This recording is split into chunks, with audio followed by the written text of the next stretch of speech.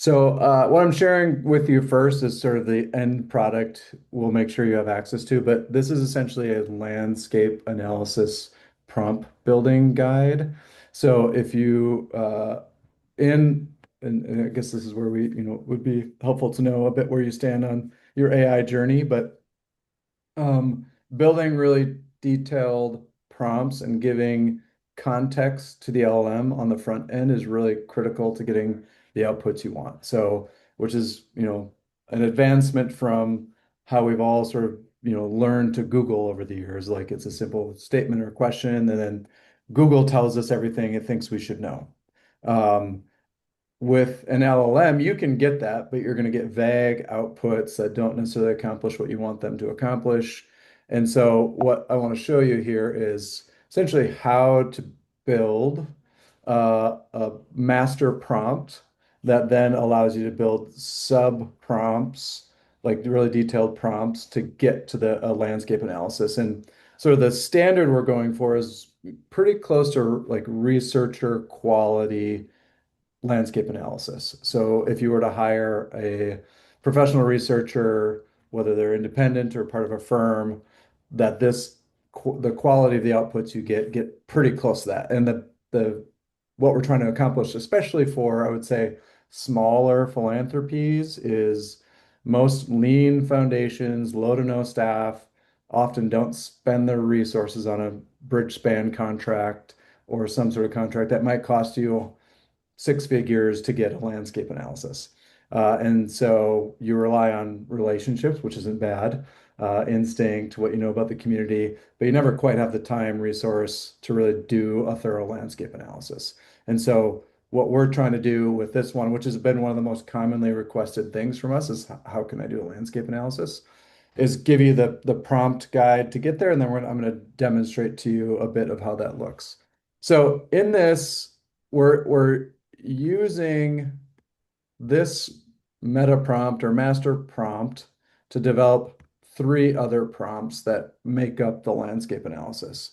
And then through here, it'll also give you examples of those prompts.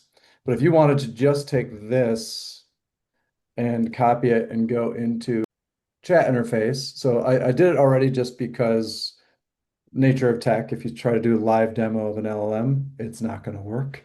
Yeah. So all I did was copy and paste that meta prompt and put it into here and added a topic of juvenile justice in Miami, Florida. So imagine there are programs in Miami, Florida that are focused on how do we help the kids, stay out of trouble, get out of trouble. And so, I'm just assuming like I'm a family foundation. I care about that issue. I want to make sure kids have pathways out of whatever struggle they might be experiencing. And I want to understand the landscape of who's doing it, what are the issues. So this meta prompt produced three detailed prompts to help fulfill pieces of the landscape analysis. So here's prompt number one, which is a crisis slash market landscape analysis. So this is going to say, what is the history of juvenile justice and the challenges in this county? Um, who are the major players, the funders, the nonprofits, uh, public programs, advocacy organizations, and then we're in my work, I've always pushed for people to make sure they ask for sources and bibliographies. And if you want an LLM to produce that, it might produce it without you asking. But I always advocate for making sure you ask for it and ask for it to verify its quality, its content, because if you don't sort of push it down that path, it might find one phrase on a website that's like, oh, it says this kind of juvenile justice program is the most effective, but it's not peer reviewed, it's not validated. It might be the worst idea in the world and hurting more kids than helping. So that's sort of the dangerous side of using an LLM is you don't give it enough detail, and it gives you what sounds like really good information, but you're not really for pushing it down the path of saying, give me the best information. And then this one is the prompt number two, which is, trends and org mapping. So it goes a little deeper on what's happening now, where are the gaps, where has funding been shifting based on, information it can find. And it can go to candid, it'll start going to all the publicly available sources plus what it can find on the web. And again, sort of giving you bibliography and then coming back to synthesis. And here you can see it's asking for, in this last prompt, to take the outputs of one and two and upload them so that in the synthesis, it's taking all that information in and producing a really good output. So that's sort of the overview. And I'm doing this in these in separate um, chats, partly because if you get too deep on long form, deep research outputs, and you get, let's say, 10 or 20 chats deep on that, it can start to forget what you did earlier and start to sort of stumble over itself. And so, and LLMs are always emerging, developing. Maybe that'll change over time. But it's sometimes helpful just to sort of start fresh chats. The other thing is if you have some concern about token burn and environmental impacts, if you do everything in one thread, it essentially processes everything you did before that every time you have a follow-up chat. And so it burns much more energy if you keep going on the same chat, and yet you're still just trying to get to like summary information. So it allows you to sort of chunk it out. And I think from what I know is sort of cut down on energy consumption and get to better quality information. Well, you do that right. And Monica, you made a comment about using Copilot as your IT infrastructure. As of today, Copilot allows on the background to select Anthropic. So you could use Claude as your LLM, as you're driving your analysis. So you could be doing something similar to what you see Ryan doing. In a couple of months, those contracts are going to end, and Copilot is going to be, I think, exclusively using OpenAI. That's something to keep in mind as you're selecting what is the engine underneath the tool that is driving the work that you do. But if that's what you have available to you at work, you might as well just leverage it and make the most out of it. You'll see the sequence that Ryan is using. It transfers directly, and I could quickly later show Gemini as well. So Mhm. it will be almost one-to-one for you. Yeah, and it's you can take, like I said earlier, any of these prompts and put them into whatever interface you want to. Um, and they're all racing to be the best. So I don't think Copilot's going to be satisfied, or Microsoft's going to be satisfied with Copilot always being like behind the others. I think there'll be some catch up at some point. Um, so this is the output of prompt number one. And you can see, like, just even looking at the terminology here, we're giving it a role. And so it's not like it's the how it's sort of different than how we usually Google something is we don't tell Google like be my special research assistant and find me this. We just said find me this. With an LLM, you do want to give it a role, a goal, context, uh, because then it becomes essentially like that assistant for you. And Will and I often say things like it's like having 100 really smart collegiate or graduate school interns sitting right next to you all the time and saying, "Hey, tell me more about this. What do you know about this?" What an LLM doesn't have is experience. So it can access information, but it's not going to be that. Don't think of it as somebody's going to bring 30 years of work experience to it. It's going to bring lots of great information. And then you, as the seasoned professional, will have to say, does this make sense in our context? How would we use this? And you can have that interaction with the LLM and the follow-on chats, but this is where like the expert in the loop, human in the loop really matters because this can source information like never before, but it can't necessarily apply it in context like you can. And so what you're seeing here is the output of the first prompt, and you'll see why, I mean, like doing these in separate prompts, because this is probably 10 plus pages of information on the context of juvenile justice in Miami-Dade County. And it's giving you citations that you can click into if you want to go deeper on where that data point comes from, and gives you context. If you're trying to be a study on an issue in a region, you've now just written a master's thesis on juvenile justice in Miami-Dade County that would have cost you probably into tens of thousands of dollars to do with a researcher. And I just do want to call out that researchers are not being put out of work because of this. They're actually beginning to learn how to use these tools as well to do systematic reviews more effectively. And I would say because of AI and the use of LLMs, now more than ever, we would benefit from primary research being done because once you have updated, relevant data coming out of communities alongside the power of an LLM, you can actually, in almost real time, take data and turn it into insights that help to inform philanthropy, policy, nonprofit programs. I think often of, organizations that do community surveys for different reasons. Every couple of years, it takes 6 months to analyze, then bring it to the public, and all of a sudden, like the context has changed. Not that it's not valuable anymore, but you could now almost do those surveys and in real time upload to an LLM that helps you to understand instantly what the trends are, what the, voices from the community are saying alongside other research. And then here you're seeing bibliography at the end. So we asked for this, it gave it to us. Let's do one little test to see if it actually gave us um, real links.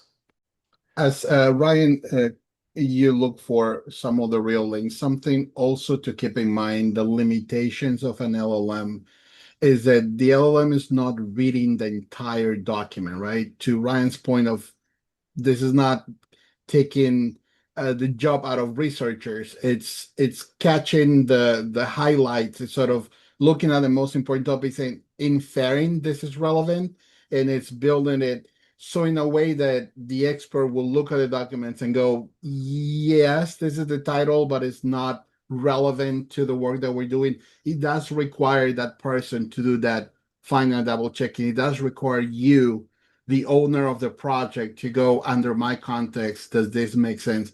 You can't just copy paste it and go done. I got my analysis completed. It's getting you there. The 60% of going through and combing through information, but the actual analysis, it does require a little bit more of a specialized eye to be able to put it into context. So I'm just one other look at it. So I don't know if you've all used uh, Claude much, but you can either see it inline or you can have it create an artifact, is what it's called, and it will produce essentially like your ability to download it as a PDF. You can copy and paste it into your profile. Uh, it's integrated to my drive. So if I just want to add it to Google Drive, take this content and edit it, it's really easy to do. Um, and then just quick note on functionality. And now I'm trying to figure out, okay, yeah. Well, Ryan does that. A little of a pro tip for you, Monica and Margaret. The least efficient documents you can upload to an LLM, it's a PDF because it's an image. So it's burning token just to convert and remove the text and remove the locations.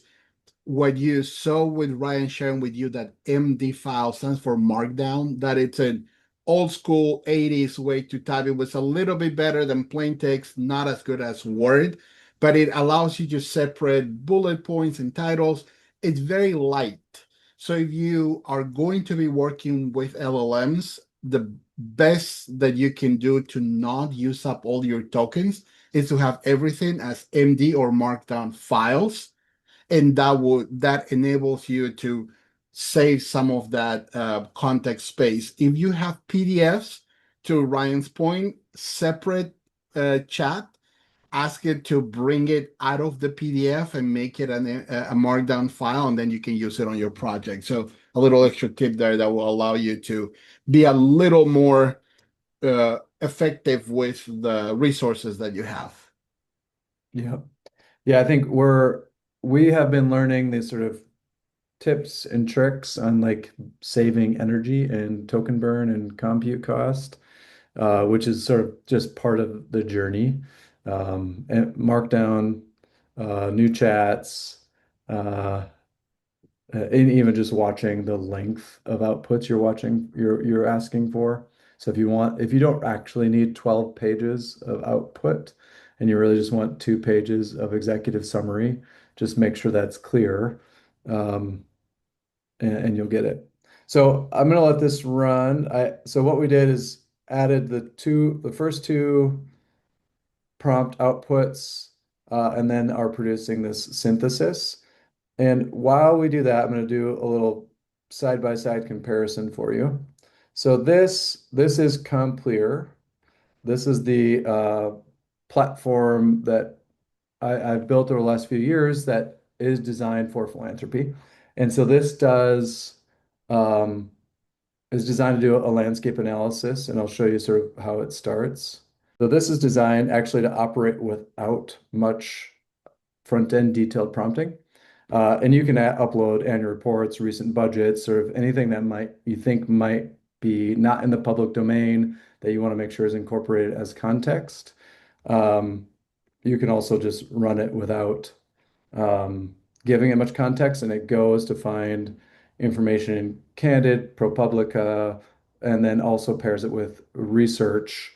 And so these are basically all the prompts that we have designed in Claude that we have to sort of build manually, if you want to call it that, and maintain the library. And Complere has sort of built it into the interface. And so the simplest way to say this is like Complere is a little bit like an easy button for this kind of use case. So running a landscape analysis, doing a grant evaluation that's evidence-based. We've built it into the platform, but we also know not everybody's going to do that. Not every IT department's going to love this platform that's not, enterprise, Microsoft or Google. And so just wanted to call that out. And in this platform, you can always go back to, workflows you've run. So this one I ran earlier, so you can see it does the sort of steps that we're doing in Cloud and produces the long form sort of landscape analysis. And these are all the sort of in-depth workflows we have uh, in we have also about 20 other prompts in here. So just want to do that little side-by-side comparison while this is running. Um, and we're still working. This is where you get to compute time and cost. It's taking a lot of information and producing a detailed synthesis as an output. And maybe we'll just pause, ask, see if there's any questions, comments. We're giving you sort of a complex use case of an LLM, um, partly because we know it has the power to do that. All right. Yeah, so any questions, comments right now? Ryan, the analysis that you were just showing, was that on a specific nonprofit and then it's structured to give you key metrics that you've defined to kind of identify the health of the organization or Yeah. impact or connecting to mission? Was that Yeah. Yeah, so this one okay? is a housing nonprofit in St. Paul, Minnesota. Okay, So I just gave it that org's information, and the reason I do St. Paul's because there might be a Hearth connection in, you know, sure. Georgia or something. And what it does first is we have a Premier API to Candid. So it goes to Candid to find the organization and validate that it's real and pulls in all the information that it has, and then double checks it with ProPublica, Charity Navigator, and then it goes to the research database we've curated, takes that and sort of trains itself on what that research says and goes to find other peer-reviewed research and then does an assessment of the organization. So this one is doing a landscape analysis based on what Hearth Connection does in St. Paul, Minnesota. So it's a housing organization. Here it's going to give you Minnesota context. Uh, in mapping the field, it's going to go find the funders, the nonprofits that are sort of in the ecosystem of addressing the issues that this organization is addressing. You can also, and does a little bit of a history lesson, policy review, I would say high level funding landscape. It's not exhaustive. It's going to give you 5 or 10 funders that are funding this kind of work. Um, and so if you're a funder trying to figure out like, we think we want to expand programming to fund in this area, this is a tool to say who else is doing it, what organizations are doing it, because this is also calling out other nonprofits that are doing work in housing, just so that you could see sort of side by side from Hearth Connection, who's else out there doing other work. And if you were to give it 5 organizations names, it would automatically switch to a comparative analysis. So it'd say, okay, here's 5 organizations, here's what they do, here's the difference in their budgets, their models. And so it's designed to show you sort of a comparative approach to multiple organizations, which you can either do in landscape, you can do as grant evaluation. So we have a number of funders who are starting to use this as either a parallel to their more manual process, or they use it on the back end of what they would normally do to pressure test what they did. And I think as people get more comfortable with the accuracy of it, they're starting to centralize it as a tool, but it just takes that learning curve and trust building curve of, is this actually giving me good information I can trust? And then people are getting there. Thank you. And Ryan, you run a full demo, right, on the tool as well. Yeah, so Pretty I interesting. run almost every week. I do a full demo on it. You can actually sign up and register and launch 3 projects for free. So you can get pretty deep on it and see what it tells you. So jumping back here, so don't get into too much Complere pitching. Uh, this is our synthesis. So that we took the meta prompt, created 3 sub prompts. The first 2 were basically go out and find the best available information on the histories, market, ecosystem. And then the third prompt was taking those outputs and producing this synthesis. One other bit of context is you could add in here your funder guidelines, notes from a board meeting where it's like, hey, we discussed this. We have, some people who stand on this side of the issue, some people stand on this side, and you could keep it pretty anonymous if you don't have to put people's names, but you could share perspectives. It's like, okay, I think we have a mixed bag on how to address, juvenile justice in Miami-Dade County.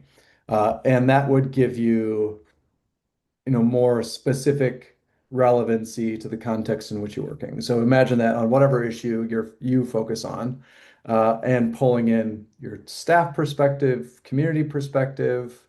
You could even put in notes from like, hey, I just met with this ED and they shared this is their biggest struggle or the struggle of the community. How does that tie out to the research? Where would that fit in this landscape analysis? And that's where like Will and I talk about prompting and using LLMs is very iterative. It is like having a conversation. In fact, you could hit the little microphone and talk to it and ask it to read the output to you, and it does start to feel a little bit like a conversation. I will actually often do that while I'm on a morning walk, where I'm like, hey, I'm thinking about this. This is happening right now. Here's the context. And I interact in voice with the LLM. And then when I'm back to my office, I'll turn it into an output that say, okay, I want to bring this into a meeting for discussion. And for me and my way of learning, that works really well for me. Like I need that sort of interaction before I can just sit down and read I don't know, 20-page paper. So in this, you're getting summary, cross-cutting synthesis. So what are the through lines in the evidence and what's happening in the community? You're getting some different leverage points, which is saying basically, what data points or institutions should we be leaning on to advance this work? Where are the opportunities based on, what the data tells us, different pieces of the system. And then, and this is consistent with how we've set up Complere too, which is we always try to push back to questions because the danger of like producing outputs without questions is you start to, I think, drift towards copy and paste, where it's like, oh, okay, this sounds great. Like, I don't have any questions. But if you build it into the prompt to produce questions, you're going to either naturally go down that path and say, oh, those are really good questions, or you're going to say, that actually makes me think of something else. I want to go deeper on that. And you can either take these and think about them yourselves or put them back into your um, prompt, and it's going to go down the path on that question. And you could obviously keep going further and further on that, and see, what information you can get to. One other tip or trick, and maybe this is where it could transition to Will almost, but well, you want to talk about how you could, and, I think I know what you're going to say when I ask this question, but pressure test the accuracy, uh, add more information to it. Like, how would you know this is good information using your own brain, but also LLMs to do it? That is a really good question. You can't replace the expertise, right? I'm not an expert in the judicial system in Miami-Dade, so I cannot verify myself the data. I leverage my LLMs, right? So I have this report with the links available to me, and I move it to in this case, if it is Claude, I move it to Gemini, and in Gemini, one of my prompts is, can you follow these links and summarize those findings so I can compare? I don't tell it to evaluate if it is true or not because it's another LLM, but I do ask based on these links, what is the information, what is the executive summary that you can build out of that and make that comparison and see if those numbers are matching. If they are, it's the probability that those are good links are correct. If I'm getting something a little bit off, then I realize it's probably out of context or it didn't summarize it well. And sometimes you just get completely hallucinations, something that the Gemini cannot find that Claude highlighted or the other way around. So I do use both of them at this level. We will eventually teach knowledge-based building in some of our trainings, so you can leverage the LLM to go deeper and compare it to insights you found in the past, but that it's a much more advanced topic that we'll cover later. But Mhm. I those mean, I will also intentionally just tell it to find weak statements or data points that aren't validated or need further verification. Like that is, I think, a pretty critical step. And you can do it within Claude. Like if I'm running this in Claude and I take the outputs and put it into new chat and say, tell me everything that's wrong with this or might be weak in this, I think it'll do a pretty good job of calling itself out. Um, but what Will suggested, which I think is great, is to actually go outside to a different platform where it doesn't have the same memory of what you just did, and produce a sort of critical review of whatever you're working on.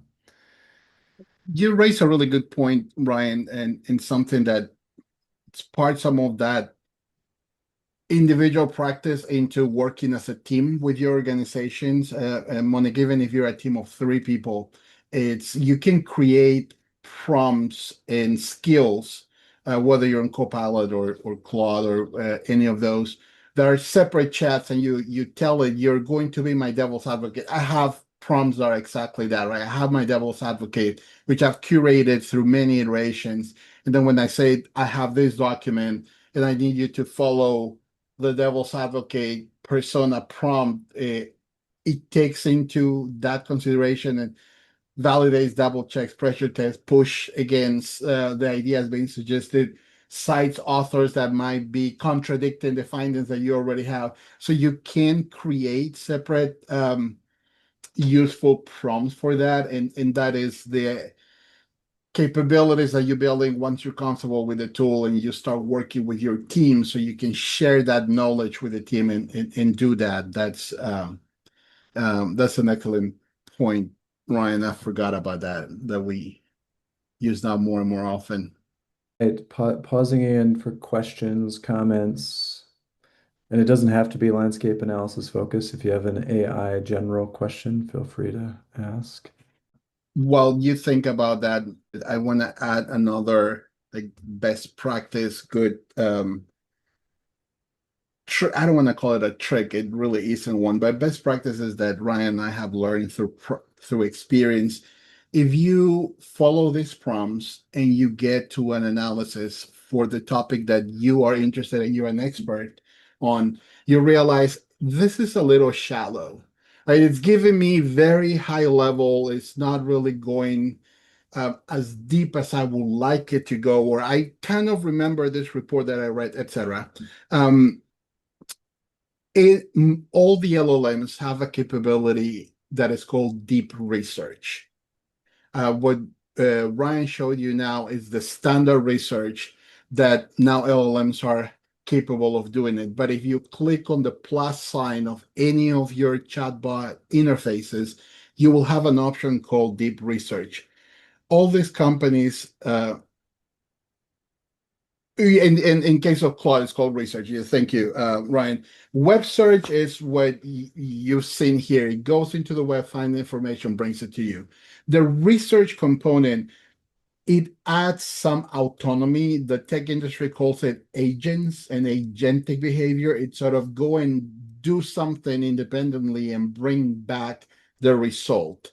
That level of research is much deeper. It will go and fetch different authors. It will go and look into, you need to guide it carefully, because otherwise it goes into Wikipedia and Reddit a lot, and that's something you don't want. And for the kind of work that we do, there's a lot of the reports are on paywalls, right? So it's not readily available. So it's not always the best use of tokens to immediately kick the deep research.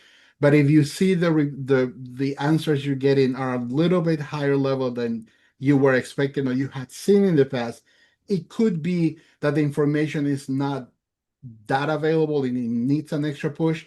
So you would switch from just using the regular prompt into the deep research. It still gives you the similar outcomes.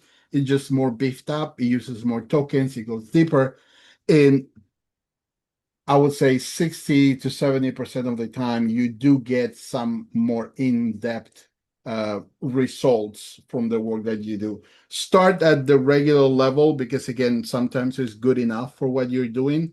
If you want to go in more detail, you do have the option to select deep research for those prompts.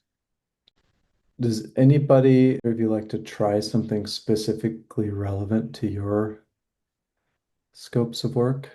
We are a small, obviously private family foundation that focuses on supporting basic needs in a 5-county region in Northeast Wisconsin. To that, us means a couple different pillars that we really lean into, and we're gifting about $5.5 million a year. So as we look at some of those focus areas, to your point earlier about like what is publicly available, what isn't like a couple years old, what can we do that's not a burden on our nonprofit partners? One area that we've been looking and leaning into a little bit deeper locally is housing, and the idea of the housing crisis that everyone's facing, but what are all the different agencies doing? What is really advancing any impact, if at all? And certainly feeling the local pressure on federal and state funding cuts or changes to programming, and what that means on how philanthropy can backfill some of that space, and also realizing there's just no amount of money in our endowment that's going to backfill these significant federal and state policy changes that we're experiencing. So that was a long answer to say housing, if you will, would be an area that we're really trying to better understand how do we direct some resources? How do we support the work of people that are advancing changes that we may or may not be working with right now? Let's see. I'm gonna share my screen, hit go, take this, and I can share these prompt outputs with you afterwards. And while you build that, Ryan, something, Monica, that could be useful to you is to think about what is the research that you need at a national level first that is going to educate your research at a state level later, that is going to go into your region, specifically what you are trying to find out. Probably you won't be able to get easily the local level. That's when you could set up budget to actually do more in-depth research. But studying broad, that's where the LLM could really speed up the research project for you, give you the answers, point you in the right direction, highlight specific reports that have been generated recently, or maybe some that are on the works right now, but other agencies that you could connect with. So splitting that, instead of trying to get one report that gives you everything, have those built in. Similar logic that what Ryan mentioned is it's one big question with three different prompts, same process. At the end of the day, have your question split into the different areas. In that way, you can start tackling from what most likely is available into the more specifics, in which you might need to contract somebody to get you that information. Right. Yeah, I would assume in smaller communities, there's not a lot of data kept. You rely on local community leaders and orgs to just know what the community needs. But I think an LLM can help you get down the path. And then what I've seen funders doing a bit is taking some of that information into community and saying, hey, we're trying to understand this. We're also being transparent about like how can we use an LLM to help us get to depth of understanding faster so we can get capital to where it's needed. And then pressure testing that with people in the community. Like, does this make sense? Is this what you're experiencing? And so we just took that sort of meta prompt, added the context of basic needs in Northeast Wisconsin, especially housing, and I put a few things in that Will was talking about, and built, prompt number one, which is, tell me about the landscape, and we can run that. And while Ryan does that, something that I have found through experience that LLMs help you sometimes is identify the either organizations or the researchers who have done something similar in your specific region.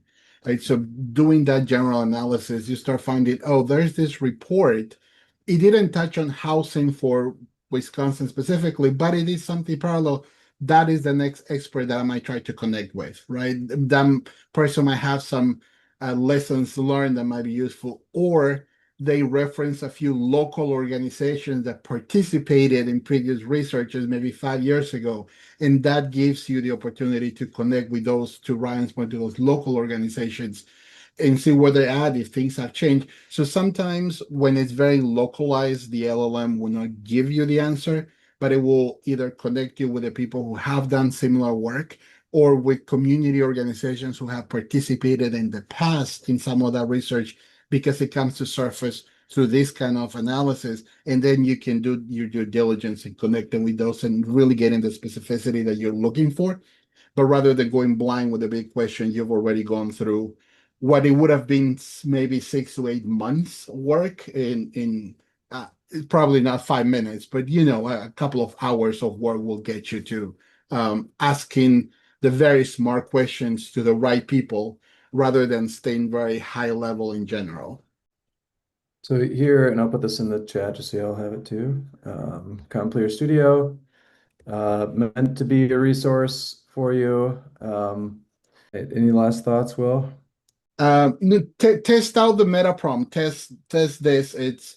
We have given you enough that you can go and try it out on your own. There are more specialized tools like Complere that you click one button and it does it all for you. But we're trying to show you. And please tell us, give us some feedback. You try it at home or at work, see what it gives you. And if you're getting stuck, let me add my email here. Just reach out. We'll be more than happy to help you troubleshoot if you go halfway through the prompt and you're like, oh, it's not giving me what I was or what I saw it happen. So feel free to connect and hopefully we'll see you in more of these sessions in the future. Thank you. This has been incredible. Just a drop in the bucket, I'm sure, from the knowledge that you guys have already accumulated over your work, but thank you for making this available. And I know we have one more that I signed up for already at the end of the month, so I'll take a peek at the other series that you mentioned. I appreciate it. So And I'd love to see the results, Ryan, of the prompts, since Yeah. I didn't mean to hog all the time, but this has been incredible. No, it's good. I love when we have an actual use case versus me just like picking one out of the air and saying, let's do this. So I'll for sure send it to you and hopefully it's useful. Thank you.